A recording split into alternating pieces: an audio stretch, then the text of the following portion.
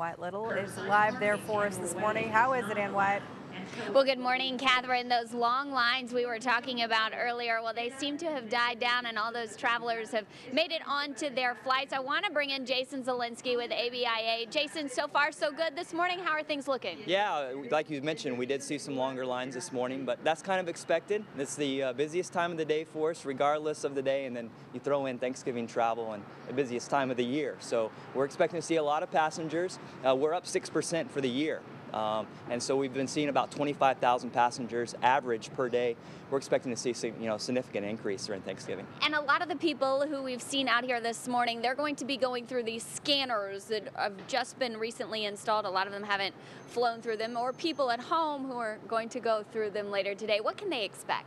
Well, TSA did add 4 advanced imaging technology body scanners. We call them AITs, and they're at 2 of our 3 checkpoints.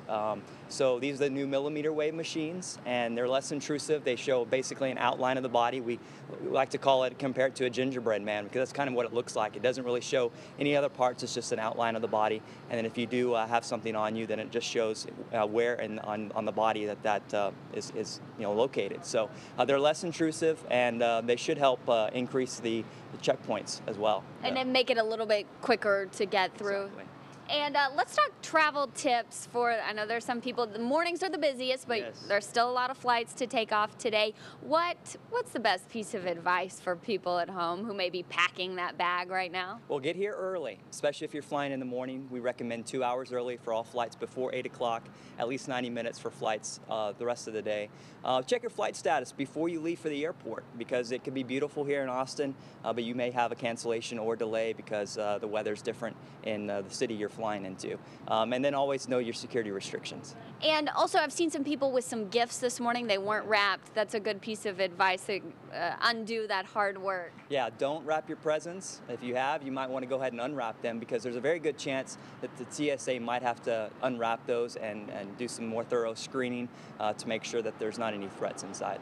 And for those arriving into ABIA and the Austinites in Central Texas coming to pick up their loved ones, there's a new feature for them this year, the cell phone waiting area. Can you tell us a little bit about that? Yeah, we're glad this just so happened to open earlier this month, and it works perfect for Thanksgiving. But it's a new cell phone waiting area. It's basically a parking area for drivers to park, wait for their arriving passengers to show up, and call them, let them know that they're here, and so they can pull up to the curbside, pick them up. They don't have to circle the terminal over and over again or park in the garage, and hope that they can get out before 30 minutes. We don't have the free parking anymore, but they can park over there for free.